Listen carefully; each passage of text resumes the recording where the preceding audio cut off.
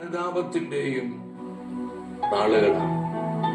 കർത്താവിനോട് ചേർന്നിരിക്കുന്നതിന്റെ ആനന്ദം അനുഭവിച്ച് നമ്മൾ ജീവിക്കേണ്ട സമയമാണ്. 27-ാം സങ്കീർത്തനം 14-ാം വചനത്തിൽ സങ്കീർത്തന വചനം പറയുന്നു, കർത്താവിൽ പ്രത്യാശയർപ്പിക്കും. നമ്മുടെ കർത്താവിൽ പ്രത്യാശയർപ്പിക്കും. നമുക്ക് ഒത്തിരിയുടെ ആശ്വാസം തരുന്നൊരു വചനം. ആരെല്ലാം കർത്താവിൽ പ്രത്യാശ അർപ്പിക്കുന്നുവോ അവർക്ക് ലജ്ജിക്കേണ്ടി വരികയില്ല എന്ന് ദൈവത്തിന്റെ വചനം പഠിപ്പിക്കുന്നു. അവിടുത്തെ നോക്കിയവരെല്ലാവരും പ്രകാശിതരാണ്. കർത്താവിനോടുള്ള ആശ്രയത്വത്തിൽ അവിടുത്തോടുള്ള പ്രത്യാശയിലുമാണ് നമ്മൾ വളരേണ്ടത്. പ്രത്യാശ നഷ്ടപ്പെട്ടുകൊണ്ടിരിക്കുന്ന ഈ ലോകത്തിൽ കർത്താവിൽ പ്രത്യാശ അർപ്പിച്ചുകൊണ്ട് ദൈവവചനത്തെ മുറുകെ പിടിച്ച് ജീവിക്കുന്ന കൃപയുള്ള ജീവിതങ്ങളായി നമ്മളെല്ലാം മാറ്റപ്പെടുവാൻ ഈ നോമ്പുകാലത്ത് തീഷ്ണതയോടെ നമുക്ക് പ്രാർത്ഥിക്കാം. നമ്മുടെ കുടുംബങ്ങളിൽ ഈ ചൈതന്യം ഒഴുകട്ടെ. കർത്താവിനോടുള്ള പ്രത്യാശയിൽ നമ്മുടെ ഭവനങ്ങൾ വളരുവാൻ, നമ്മുടെ തലമുറകൾ വളരുവാൻ, നമ്മുടെ കുഞ്ഞുങ്ങളെല്ലാം ഈ പ്രത്യാശയിൽ സമൃദ്ധി പ്രാപിക്കുവാൻ നമുക്ക് ഹൃദയനുറുക്കത്തോടെ പ്രാർത്ഥിക്കാം. മനസ്സിന്റെ ഭാരങ്ങള്, ഹൃദയത്തിന്റെ വേദനകൾ, നമ്മൾ അലട്ടുന്ന ഒരുപാട് ഒത്തിരി പ്രശ്നങ്ങളുണ്ട്. ഇതെല്ലാം കർത്താവിന്റെ കരങ്ങളിലേക്ക് വെച്ചുകൊടുക്കും.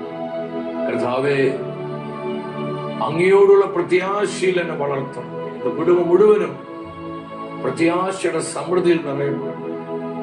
പരിശുദ്ധാത്മാവേ, പ്രത്യാശ ഞങ്ങളിൽ വർദ്ധിപ്പിക്കണം. പ്രത്യാശ വർദ്ധിപ്പിക്കണമേ. പ്രത്യാശ വർദ്ധിപ്പിക്കണമേ. കർത്താവായ യേശുവിൽ പ്രത്യാശ അർപ്പിച്ച് ജീവിക്കുവാൻ പരിശുദ്ധാത്മാവേ ഞങ്ങളെ സഹായിക്കണം.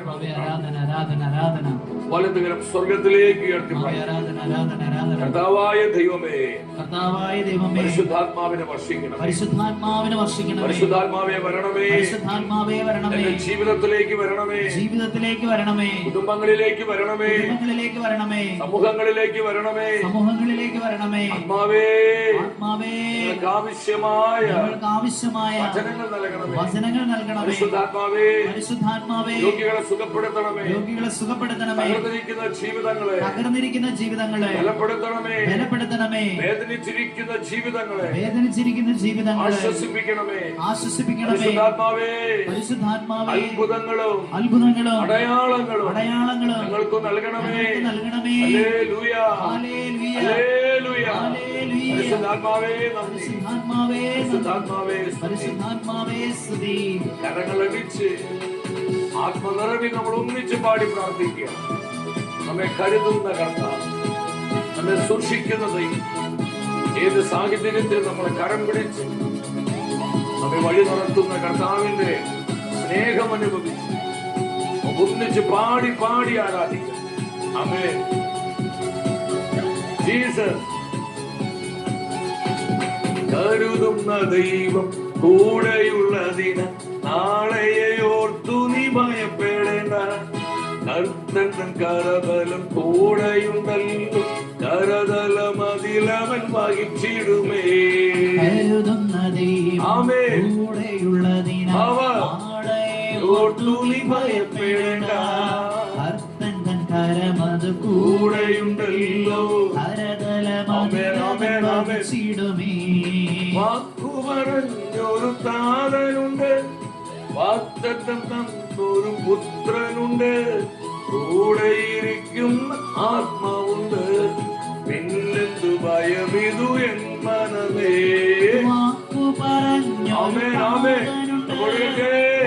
പരിശുദ്ധാത്മാവ്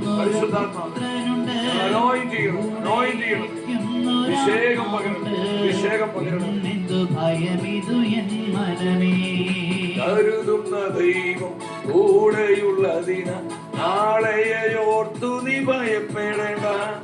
കർത്തൻ കരബലം കൂടെയുണ്ടല്ലോ, കരതലം അതിലവൻ വഹിച്ചിടുമേ. ആമേൻ, ആമേൻ. അവർ ഓർത്തു നീ ഭയപ്പെടേണ്ട. അത് കൂടെയുണ്ടല്ലോ. ധരതലമതിലവൻ വഹിച്ചിടുമേ, ധരതലമതിലവൻ വഹിച്ചിടുമേ, ധരതലമതിലവൻ വഹിച്ചിടുമേ, പകരണമേ. ധരതലമതിലവൻ വഹിച്ചിടുമേ. കരങ്ങൾ ഉയർത്തി ഒന്നിച്ച് ഒരു മനസ്സോട് വിളിക്കുന്ന യേശുവേ. പരിശുദ്ധാത്മാവ് ആയിരങ്ങളിലേക്ക്, പതിനായിരങ്ങളിലേക്ക് ദൈവകൃപ നിറയട്ടെ, ദൈവശക്തി വ്യാപരിക്കട്ടെ. പരിശുദ്ധാത്മാവേ, തകർന്നിരിക്കുന്ന ജീവിതത്തിൽ പ്രത്യാശ പകരണമേ. കർത്താവിൽ പ്രത്യാശ അർപ്പിക്കുവാൻ ആയിരങ്ങളെ പ്രചോദിപ്പിക്കണമേ. ഹല്ലേലൂയ, ഹല്ലേലൂയ, ഹല്ലേലൂയ. ആത്മാവേ, ഞങ്ങൾക്ക് ആവശ്യമായ വചനങ്ങൾ നൽകണമേ. ദൈവവചനത്തിലൂടെ ഞങ്ങളോട് സംസാരിക്കണമേ, ഞങ്ങളെ ശുദ്ധീകരിക്കണമേ, ഞങ്ങളെ കഴുകണമേ, ഞങ്ങളെ അഭിഷേകം ചെയ്യണമേ. പരിശുദ്ധാത്മാവേ, ഹോളി സ്പിരിറ്റ്, ഹോളി സ്പിരിറ്റ്. ഹല്ലേലൂയ, ഹല്ലേലൂയ, ഹല്ലേലൂയ, ഹല്ലേലൂയ, ഹല്ലേലൂയ. ഓ, സ്തുതിക്കുന്നു, സ്തുതിക്കുന്നു, സ്തുതിക്കുന്നു. കൃപ ചൊരിയണമേ, കൃപ വർഷിക്കണമേ. യേശുവിന്റെ നാമം, യേശുവിന്റെ നാമം. സ്വർഗ്ഗത്തോട് സഭയോട് ചേർന്ന് bless, anoint in the name of Jesus. In Jesus' name. പരിശുദ്ധ അമ്മേ, സഭയുടെ വചനത്തിൽ ഞങ്ങൾക്കായി ആമേൻ. Hallelujah, hallelujah.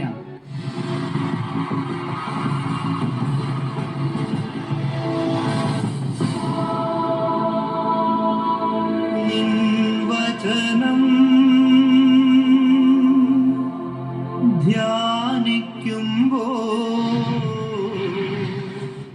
പ്രിയ ദൈവമക്കളെ, അനുദിനം ദൈവവചനത്താൽ നമ്മെ ശുദ്ധീകരിക്കുന്ന ദൈവ സാന്നിധ്യത്തിന്റെ മുൻപിൽ പ്രാർത്ഥനയോടെ നമുക്കായിരിക്കാം. ഈ വിശുദ്ധ നോമ്പ് കാലത്ത് ദൈവവചനത്തിൽ നിന്ന് കർത്താവ് നമ്മോട് സംസാരിക്കുന്ന കൃപയുടെ സമയമാണിത്.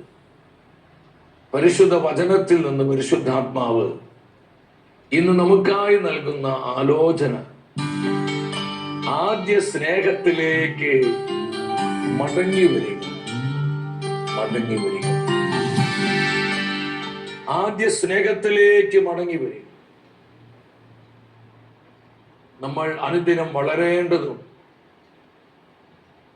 നമ്മൾ സമൃദ്ധി പ്രാപിക്കേണ്ടതും കർത്താവിനോടുള്ള സ്നേഹത്തിലാണ്. നാം എന്തുമാത്രം കർത്താവിനെ സ്നേഹിക്കുന്നവരായി മാറുന്നുവോ അത്രമാത്രം നമ്മിൽ ദൈവ സാന്നിധ്യം വർദ്ധിക്കുന്നു, ദൈവകൃപ പെരുകുകയാണ്, ദൈവാത്മാവിന്റെ അഭിഷേകവും ശക്തിയും കൂടുതൽ കൂടുതൽ അനുഭവിക്കുവാൻ നമുക്ക് സാധിക്കുകയാണ്. വെളിപാട് പുസ്തകം 2-ാം അധ്യായം 4-ാം തിരുവചനം. എങ്കിലും നിനക്കെതിരെ എനിക്കൊന്ന് പറയാനുണ്ട്. നിനക്ക് ആദ്യമുണ്ടായിരുന്ന സ്നേഹം നീ കൈവിടി. ഈ പരിശുദ്ധ വചനത്തിലൂടെ ദൈവത്തിന്റെ ആത്മാവ് എന്താണ് നമ്മുടെ ജീവിതത്തോട് സംസാരിക്കുന്നത്? എഫെസോസിലെ സഭയോട് കർത്താവ് പറയുന്ന ഒരു ആലോചനയാണ്. കർത്താവ് ഒരു കംപ്ലൈന്റ്, അവരിലുള്ള കുറവ് ചൂണ്ടിക്കാണിക്കുകയാണ്. എങ്കിലും നിനക്കെതിരെ എനിക്കൊന്ന് പറയാനുണ്ട്. ആദ്യ സ്നേഹം നീ കൈവിടി. ആ ഫസ്റ്റ് ലവ്, ആദ്യ സ്നേഹത്തിൽ നിന്ന് നീ ഒരുപാട് പിന്മാറിപ്പോയി എന്ന് കർത്താവ് എഫെസോസിലെ സഭയെ അറിയിക്കുക. സഹനത്തിലും ദീർഘക്ഷമയിലും ദൈവരാജ്യ ശുശ്രൂഷകളിലും സമർപ്പണത്തിലൊക്കെ നിലനിന്നിരുന്ന ഒരു സമൂഹത്തോടാണ് കർത്താവ് പറയുന്നത്. നിങ്ങൾക്ക് ആദ്യ സ്നേഹം നഷ്ടപ്പെട്ടു പോയി. എന്റെ സഹോദരങ്ങളെ, ഇന്ന് മറ്റെന്തിനേക്കാൾ ഉപരി കർത്താവ് നമ്മോട് പറയുന്നത് ഇതേ ഒരു സന്ദേശം തന്നെ. നമുക്ക് കർത്താവിനോട് യഥാർത്ഥത്തിൽ ആദ്യ സ്നേഹം, ഫസ്റ്റ് ലവ് ഉണ്ടോ? നമ്മുടെ പ്രാർത്ഥനയിൽ, നമ്മുടെ വിശുദ്ധ ജീവിതത്തിൽ, നമ്മുടെ സമർപ്പണത്തിൽ, ദൈവവചനത്തോടുള്ള ബന്ധത്തിൽ, നമ്മുടെ സുവിശേഷ വേലകളിൽ, നമ്മുടെ കുടുംബ ജീവിതത്തിൽ, ആത്മീയ ശുശ്രൂഷ മേഖലകളിലൊക്കെ ആ സ്നേഹത്തിന്റെ നിറവിൽ നിന്നാണോ ഞാൻ ഇതെല്ലാം ചെയ്തുകൊണ്ടിരിക്കുന്നതെന്ന് നാം നമ്മോട് തന്നെ ചോദിക്കേണ്ട സമയം. ബാഹ്യമായി നോക്കിക്കഴിഞ്ഞാൽ എഫേസസ് സഭ വളരെ ക്വാളിറ്റിയുള്ള നല്ല ഒരു സഭയായിരുന്നു, സമൂഹമായിരുന്നു എഫേസസ് സഭ. എന്നാൽ 10,000 സൂര്യനേക്കാൾ തേജസ്സുള്ള കണ്ണുകളുള്ളവനാണ് നമ്മുടെ കർത്താവ്. ഒന്നുപോലും അവിടുത്തെ കൺമുൻപിൽ നിന്ന് മറഞ്ഞിരിക്കുന്നില്ല. എല്ലാം കർത്താവിന്റെ മുൻപിൽ അനാവർത്തം. കർത്താവ് ആ സഭയെ നോക്കിക്കഴിഞ്ഞപ്പോൾ കർത്താവ് പറയാണ്, സ്നേഹം ഒരുപാട് കുറഞ്ഞു പോയി. ഞാൻ വിശ്വസിക്കുന്നു ഇന്ന് എന്നെയും നിങ്ങളെയും നോക്കിക്കൊണ്ട കർത്താവ് ഈ ദൂത്, ഈ സന്ദേശം പറയുന്നു. നമ്മൾ പ്രാർത്ഥിക്കുന്നുണ്ട്, വചനം വായിക്കുന്നുണ്ട്, വചനം പഠിക്കുന്നുണ്ട്, വചനത്തിൽ നമ്മൾ ധ്യാനിക്കുന്നുണ്ട്, ഔദാശിക ജീവിതം നയിക്കുന്നു, സഭാത്മക ജീവിതം നയിക്കുന്നു. ഇതൊക്കെ നമ്മൾ ചെയ്യുമ്പോഴും നൂറ്റാണ്ടുകൾക്ക് മുൻപ് എഫേസസിലെ സഭാ സമൂഹത്തോട് പറഞ്ഞ അതേ വാക്കുകള് ഇന്ന് നമ്മെ നോക്കി കർത്താവ് ആവർത്തിക്കുമോ എന്ന് നമ്മൾ ആഴമായി പരിശോധിക്കണം. നിനക്കെതിരെ എനിക്ക് ഒന്ന് പറയാനുണ്ട്, ആദ്യ സ്നേഹം നഷ്ടപ്പെട്ടു. നമ്മുടെ കുടുംബങ്ങളിൽ കർത്താവിനോടുള്ള ഈ ഫസ്റ്റ് ലവ്, ആദ്യ സ്നേഹം നഷ്ടപ്പെട്ടു. നമ്മുടെ മിനിസ്ട്രികളിൽ, നമ്മുടെ കൂട്ടായ്മകളിൽ, നമ്മുടെ വ്യക്തി ജീവിതത്തിൽ, കർത്താവിനുള്ള ബന്ധത്തിലൊക്കെ ഈ സ്നേഹം നഷ്ടപ്പെട്ടു പോയോ എന്ന് എൻ്റെ പ്രിയപ്പെട്ടവരെ നമ്മൾ പരിശോധിക്കേണ്ട സമയം. ഉത്തമഗീത പുസ്തകം നമ്മൾ വായിച്ച് ധ്യാനിക്കുമ്പോൾ അവിടെ കർത്താവും സഭയും തമ്മിലുള്ള വിട്ടുപിരിയാത്ത ബന്ധത്തെയാണ് ഈ വചനങ്ങളെല്ലാം സൂചിപ്പിക്കുന്നത്. മണവാട്ടിയായ സഭ തന്റെ മണവാളനായ കർത്താവിനോട് പറയുന്ന മനോഹരമായൊരു വാക്ക് ഉത്തമഗീത പുസ്തകം 1-ാം അധ്യായം 1-ാം വചനത്തിലാണ്. നിന്റെ അധരം എന്നെ ചുംബനം കൊണ്ട് പൊതിയട്ടെ, നിന്റെ അധരം എന്നെ ചുംബനം കൊണ്ട് പൊതിയട്ടെ. നിന്റെ സ്നേഹം വീഞ്ഞിനേക്കാൾ മാധുര്യമുള്ളതാണ്, അത് വളരെ മാധുര്യമേറിയതാണ്. വീഞ്ഞിനേക്കാളും മാധുര്യമേറിയതാണ് നിന്റെ സ്നേഹം. ഈ മണവാട്ടി എന്തിനു വേണ്ടിയാണ് ദാഹിക്കുന്നത്? ഇവൾ എന്തിനു വേണ്ടിയാണ് യഥാർത്ഥത്തിൽ പ്രാർത്ഥിക്കുന്നത്? മണവാളാ, നിന്റെ അധരം എന്നെ ചുംബനം കൊണ്ട് പൊതിയട്ടെ. നമുക്കറിയാം ഈ അധര ചുംബനത്തിന്റെ പ്രത്യേകത ഒരു മോസ്റ്റ് ഇന്റിമേറ്റ് റിലേഷൻഷിപ്പിനെ കാണിക്കുന്നു. ഇവിടെ ആ മണവാട്ടി പറയാണ്, നിന്റെ അധരം എന്നെ ചുംബനം കൊണ്ട് പൊതിയും.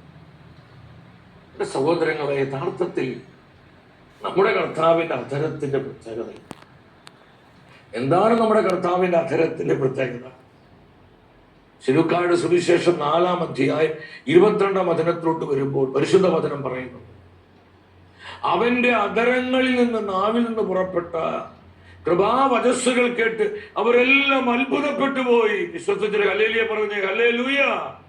നമ്മുടെ കർത്താവിന്റെ അധരങ്ങളിൽ നിന്ന് പുറപ്പെട്ട കൃപയുടെ വചസ്സുകൾ കേട്ട് ജനം മുഴുവൻ അത്ഭുതപ്പെടുകയാണ്. ഇതെന്തൊരു വചനം, എന്തൊരു വചനം! യഥാർത്ഥത്തിൽ ഈ മണവാട്ടി എന്തിനു വേണ്ടിയാണ് പ്രാർത്ഥിച്ചത്? കർത്താവേ, നിന്റെ ആ കൃപയുടെ വചസ്സ് കൊണ്ട് നീ എന്നെ പൊതിയണമേ, നിന്റെ സ്നേഹത്തിന്റെ സമൃദ്ധി കൊണ്ട് എന്നെ മൂടണമേ, നിന്റെ അധരം എന്നെ ചുംബനം കൊണ്ട് പൊതിയട്ടെ. കർത്താവേ, എനിക്ക് നിന്റെ കൃപ വേണം, നിന്റെ സ്നേഹത്തിന്റെ സാന്നിധ്യം വേണം. കർത്താവേ, നിന്റെ തേജസ് കൊണ്ട് നീ എന്നെ വളയം ചെയ്യണമേ, അവിടെ മഹത്വത്താൽ എന്നെ പൊതിയണമേ. എത്ര ശക്തമായൊരു പ്രാർത്ഥനയാണ് ഈ മണവാട്ടി തന്റെ മണവാളനോട് നടത്തുന്നത്. എന്റെ സഹോദരങ്ങളെ, നമ്മൾ വളരേണ്ടത് ഈ സ്നേഹത്തിലാണ്. ഈ സ്നേഹത്തിൽ നമ്മൾ വളരുന്നില്ലെങ്കിൽ നമ്മുടെ ആത്മീയ ജീവിതം വളരെ ശുഷ്കമായി പോകും. നമ്മുടെ കുടുംബ ജീവിതം, നമ്മുടെ ശുശ്രൂഷ ജീവിതം, നമ്മുടെ പ്രാർത്ഥനാ ജീവിതം, നമ്മുടെ വിശുദ്ധ ജീവിതം, സമാത്മക ജീവിതം, ഇതെല്ലാം ശോഷിച്ച് ക്ഷയിച്ച് അത് ക്ഷയാത്മകമായി മാറും. അത് വൈബ്രന്റ് ആകണമെങ്കിൽ, അവിടെ ജ്വലിക്കുന്ന കത്തുന്ന ഒരു അനുഭവം എനിക്കും നിങ്ങൾക്കും ലഭിക്കണമെങ്കിൽ, പ്രിയപ്പെട്ടവരെ, ഈ സ്നേഹത്തിൽ നമ്മൾ വളർന്നുകൊണ്ടേയിരിക്കണം. കർത്താവിനോടുള്ള സ്നേഹത്തിൽ ആ ഫസ്റ്റ് ലവ് അത് നഷ്ടപ്പെടാതെ നമ്മൾ സൂക്ഷിക്കണം. ആ മണവാട്ടി പറഞ്ഞതുപോലെ, നിന്റെ അധരം എന്നെ ചുംബനം കൊണ്ടുപോയി. എനിക്ക് നിന്റെ സ്നേഹം വേണം, എനിക്ക് നിന്റെ കൃപയുടെ വചസ്സുകൾ വേണം. കർത്താവേ, നിന്റെ സ്നേഹത്തിന്റെ മാധുര്യം, ആ മാധുര്യം കൊണ്ട് നീ എന്നെ ആനന്ദമണിയിക്കണം, നീ എന്നെ ചൂടുപിടിപ്പിക്കണം, നീ എന്നെ പൊതിയണം. കർത്താവേ, എത്ര മനോഹരമായ പ്രാർത്ഥന! എന്റെ സഹോദരൻ, നമുക്ക് ഈ ദാഹം പരിശുദ്ധാത്മാവിൽ നിറഞ്ഞ അമ്മമാതാ പറഞ്ഞൊരു കാര്യം, വിശക്കുന്നവര് വിശിഷ്ട വിഭവങ്ങളാ ദൈവം സംതൃപ്തനാണ്. നമ്മൾക്ക് വിശപ്പുണ്ടാണ് കർത്താവിന്റെ സ്നേഹത്തിൽ വളരുക, കർത്താവിനോടുള്ള ബന്ധത്തിൽ വളരുക. നമ്മുടെ ഹൃദയം മുഴുവൻ കർത്താവിനോടുള്ള സ്നേഹം നിറയപ്പെടണം. ആ സ്നേഹത്തെ പ്രതി വേണം നമ്മൾ ഓരോ പ്രവൃത്തി ചെയ്യുവാൻ. ഞാനിപ്പോൾ വളരെ നിങ്ങളുമായി പങ്കുവയ്ക്കുന്നു. അതിൻ്റെ ഒരു പ്രധാന കാരണം ഈ സ്നേഹത്തിന് നിറവായിരിക്കണം. ഇല്ലെങ്കിൽ ഈ വചനപ്രഘോഷങ്ങൾ ഒരു പ്രയോജനവുമില്ല. കർത്താവിന്റെ ഹൃദയം ഈ ശുശ്രൂഷകളിൽ ആനന്ദിക്കില്ല സഹോദരങ്ങളെ. കർത്താവിനോടുള്ള സ്നേഹത്തെ പ്രതി, അവിടുത്തെ വചനത്തോടുള്ള സ്നേഹത്തെ പ്രതി ഈ വചനം പ്രഘോഷിക്കുമ്പോൾ, നിങ്ങൾ ഈ വചനം കേൾക്കുമ്പോൾ, നമ്മൾ ഒന്നിച്ച് പ്രാർത്ഥിക്കുമ്പോൾ, ഒന്നിച്ച് കർത്താവിനെ ആരാധിക്കുമ്പോൾ, അവിടുത്തെ നാമത്തെ സ്തുതിച്ച് മഹത്വപ്പെടുത്തുമ്പോൾ അത് കർത്താവിന്റെ ഹൃദയത്തെ ആനന്ദിപ്പിക്കുകയാണ്. അതിലേറെ ദൈവകൃപയുടെ സമൃദ്ധിയാൽ അവൻ നമ്മളെ പൊതിയുന്ന ഒരു അനുഭവം, ആ സ്നേഹം കൊണ്ട് നമ്മളെ ചൂടുപിടിപ്പിക്കുന്ന ഒരു അനുഭവം നമുക്ക് ഓരോരുത്തർക്കും ലഭ്യമാകുമാറ് കർത്താവ് നമ്മുടെ ജീവിതങ്ങളിൽ ഇടപെടുവാനായി. സ്നേഹത്തിൽ നമ്മൾ സമൃദ്ധി പ്രാപിക്കണം. എന്റെ സഹോദരങ്ങളെ, യോഹന്നാന്റെ സുവിശേഷം 14:21 കർത്താവ് പറഞ്ഞു, എന്നെ സ്നേഹിക്കുന്നവൻ എൻ്റെ വചനം പാലിക്കും. അപ്പൊ ആദ്യ സ്നേഹത്തിലേക്ക് വരുന്ന കർത്താവിന്റെ വാക്കുകൾ നമ്മൾ അനുസരിക്കണം. സ്നേഹം എന്ന് പറയുന്ന അനുസരണം. സ്നേഹമുള്ളിടത്ത് അനുസരണമുണ്ട്. അവിടെ പൂർണ്ണമായ അനുസരണം, ഒബീഡിയൻസ് ആണ് പ്രിയപ്പെട്ടത്. അപ്പൊ കർത്താവിനോടുള്ള സ്നേഹം എന്ന് പറയുമ്പോൾ കർത്താവിന്റെ വചനങ്ങളോടുള്ള അനുസരണമാണ്. ആ വചനങ്ങളിലുള്ള ആനന്ദമാണ്, ആ വചനങ്ങളിലുള്ള നിറവാണ്, ആ വചനങ്ങളിലുള്ള തീഷ്ണതയാണ്, ആ വചനങ്ങളിലുള്ള അഭിനിവേശമാണ്, വിശപ്പാണ്, വചനത്തോടുള്ള ദാഹമാണ്. നമ്മൾ ഈ സ്നേഹത്തിൽ വളർത്തിക്കൊണ്ടുവരും. അതുകൊണ്ട് ഈ വിശുദ്ധ നോമ്പ് നാളുകളിൽ കർത്താവിന്റെ നിർമ്മലമായ വചനത്തിന് വേണ്ടി നമ്മൾ ദാഹിക്കണം. കർത്താവിന്റെ വചനം കൊണ്ട് നമ്മൾ നിറയണം.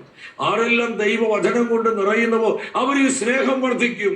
ഈ സ്നേഹത്തിന്റെ ഔട്ട് പോറിങ് ഒരു കവിഞ്ഞൊഴുക്കുണ്ടാകും. വിശ്വസിച്ച് ആമേൻ പറഞ്ഞേ. ആമേൻ, ആമേൻ, ആമേൻ, ആമേൻ. ഈ ദൈവത്തിന്റെ പൈതല്, നിന്റെ ജീവിതത്തിലേക്ക് ഈ പകർച്ച നീ ആഗ്രഹിക്കുന്നുണ്ടോ? കർത്താവിന്റെ വചനത്തിന്റെ പകർച്ച, ദൈവ സാന്നിധ്യ പകർച്ച, ദൈവ കൃപയുടെ പകർച്ച, പരിശുദ്ധാത്മ അഭിഷേകത്തിന്റെ പകർച്ച, ആത്മശക്തിയുടെ പകർച്ച നീ ആഗ്രഹിക്കുന്നുണ്ടെങ്കിൽ നീ വചനം കൊണ്ട് നിറയും. ഈ വചനത്തെ സ്നേഹിക്കും.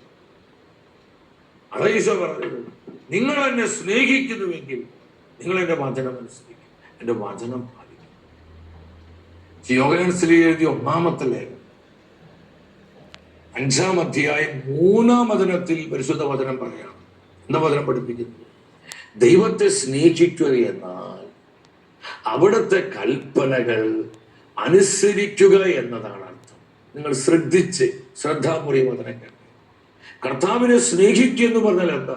I love you Jesus, I love you Jesus നമ്മൾ 10 പ്രാവശ്യം പറയുന്നതാണ്, നല്ല കാര്യമാണ്. പക്ഷെ കർത്താവിനോടുള്ള സ്നേഹം എന്ന് പറയുന്നത്, ആ സ്നേഹത്തിന്റെ എക്സ്പ്രഷൻ, പ്രകടനം എന്ന് പറയുന്നത് അവിടുത്തെ വചനങ്ങളോടുള്ള അനുസരണം മൂലം. ആരെല്ലാം കർത്താവിന്റെ വചനങ്ങൾ അനുസരിക്കുന്നു അവരാണ് യഥാർത്ഥത്തിൽ കർത്താവിനെ സ്നേഹിക്കുന്നത്. എഫേസസിലെ സഭയോട് അതാ കർത്താവ് പറഞ്ഞത്. ആദ്യ സ്നേഹം നഷ്ടപ്പെട്ടു പോയി എന്ന് പറയുമ്പോൾ നിങ്ങൾ എന്റെ വചനങ്ങളിൽ നിന്ന് മാറിപ്പോകുന്നു.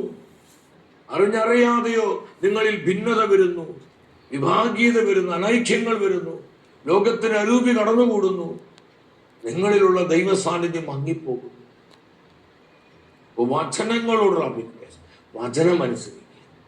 തുടർന്ന് ആത്മാവ് പറയാണ്, അവിടുത്തെ കൽപ്പനകൾ ഭാരമുള്ളവയല്ലല്ലോ. കർത്താവിന്റെ വചനങ്ങൾ ഭാരമുള്ള, ആർക്കാണ് ഭാരമില്ലാത്തത്? സ്നേഹമുള്ളവ. അപ്പൊ കർത്താവിനെ സ്നേഹിക്കുന്ന ഒരു ജീവിതം, അവിടെ പരാതികളില്ല, പിറുപിറുപ്പുകളില്ല, അസ്വസ്ഥതകളില്ല, മനസ്സിൽ ദുഷിപ്പുകളില്ല, കംപ്ലൈന്റുകളില്ല, മുറുമുറുപ്പില്ല, എതിർചിന്തകളില്ല, വിപരീത ബുദ്ധികളില്ല. നിരുപാധികം പൂർണ്ണമായ അനുസരണത്തിന്റെ, ആ സ്നേഹത്തിന്റെ ഭാവമാണ് സഹോദരൻ. ഈ ഒരു കൃപയാണ് നമുക്ക് വേണ്ടത്. കർത്താവ് ഇന്ന് എന്നെയും നിങ്ങളെയും വിളിക്കുന്നത് ഈ സ്നേഹത്തിലേക്കാണ്. ആദ്യ സ്നേഹത്തിലേക്ക് നീ മടങ്ങി വരിക. ദൈവത്തിന്റെ പൈതലേ, റിട്ടേൺ ടു മീ. എന്നിലേക്ക് വരിക, എന്നിലേക്ക് മടങ്ങി വരിക. കർത്താവ് നമ്മളെ എല്ലാം വിളിക്കുകയാണ്. ഈ ദൈവസ്വരം നമ്മൾ കേൾക്കുന്നവരായി മാറും.